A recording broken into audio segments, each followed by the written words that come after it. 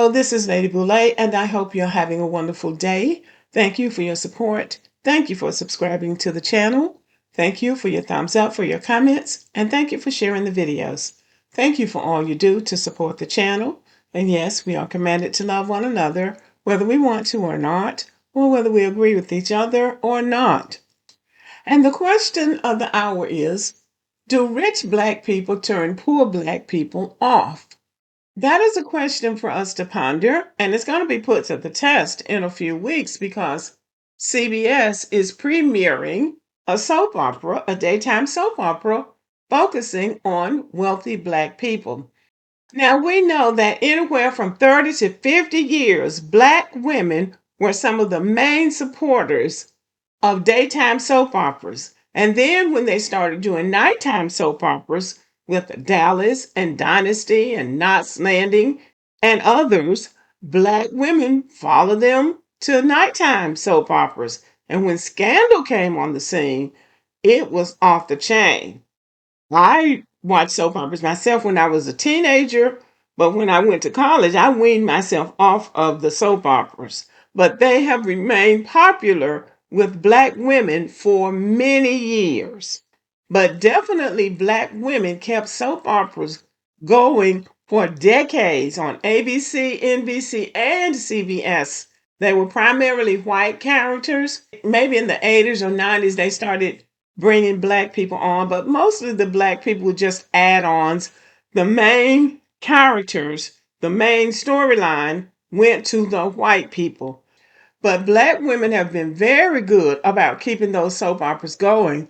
So now that the white soap operas have sort of died out, and black women with their reality shows and their love and hip hop shows have garnered the imagination, I would say, of not only the American people but the world, because they've got those love and hip hops or housewives of something in other countries.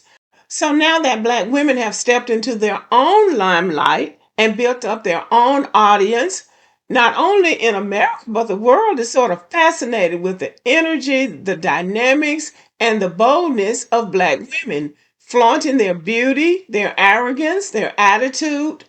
So now, it's not even all about those other people on those shows having all those affairs and everybody sleeping with everybody. Black women are coming back and pointing their finger and rolling their necks and shaking their head and twerking and making it clear that they don't want to be on the outside looking in.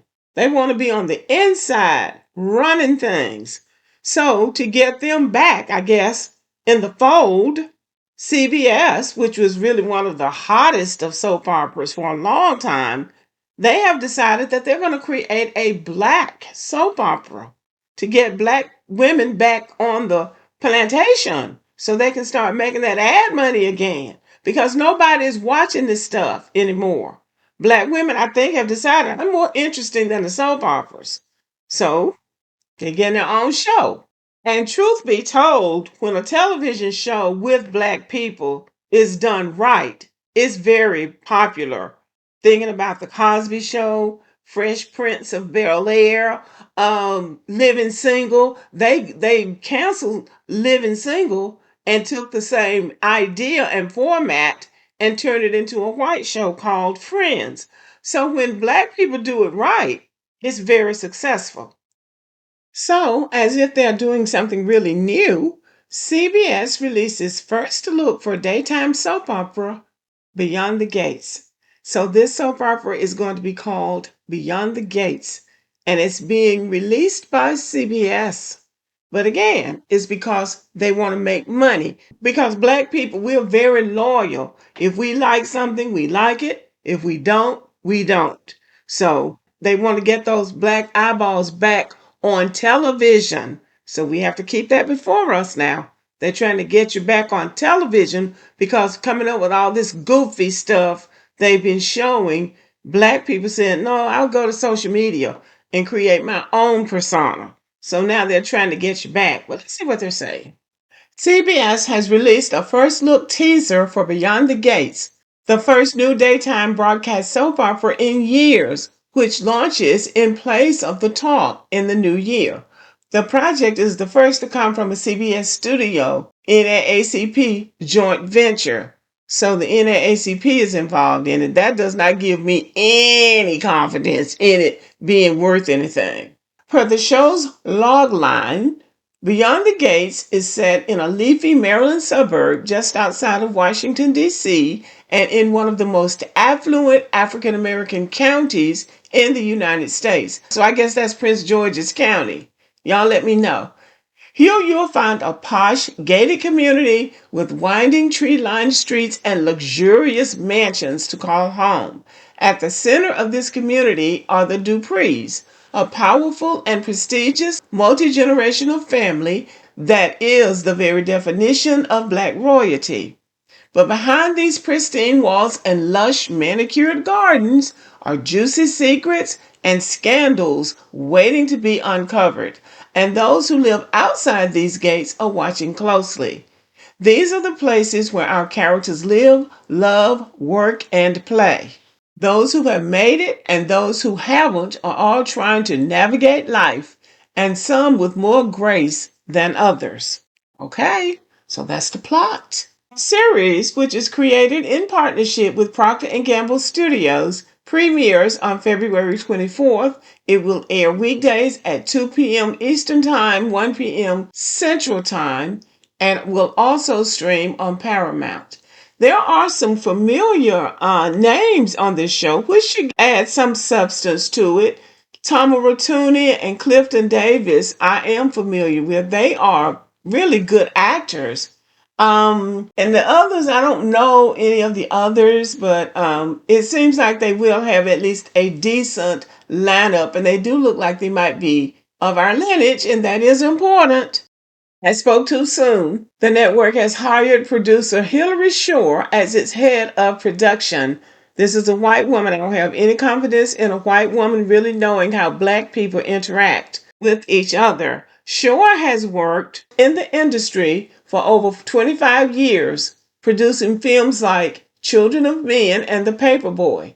She worked with Lee Daniels on The Deliverance, The United States versus Billie Holiday, and The Butler, and is a longtime collaborator of Hiram Rappaport, founder of the network. So see, they have to get their own people in on something, even when the people don't know anything about what they're doing. I am so thrilled to be officially joining the team at the network, Shore said. Aram and I have collaborated on a number of projects now, and I wholeheartedly believe in the approach that he is taking to create premium content that not only speaks to consumers, but allows artists to explore new territory and take a more active role in the creative process. Before stepping into her new role at the network, Shore was president of productions for Hit and Run Productions. There she served as a liaison on Disney animated films like Tarzan and Brother Bear. So the question then, though, is will Black Americans watch it?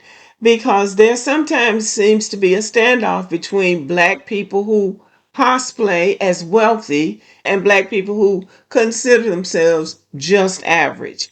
But I think I probably will tune in just to see what they're presenting. There is a decent track record of Black shows when they start out being good shows. They end up being pretty good shows and they last for a long time. So I think I will watch just to see. I am curious to see how the rich and the poor are going to interact on this show because in many families you have people who are better off than others. Sometimes families try to help each other and sometimes they just develop a snooty attitude and I got mine, you get yours. So I'm sort of interested to see how they are going to portray this. So let me know what you think about this. Will you be tuning in? Do you have a problem with the snooty rich? Or do you consider yourself one of them? All right, y'all. Thank you for listening. Give me a thumbs up and have a good day.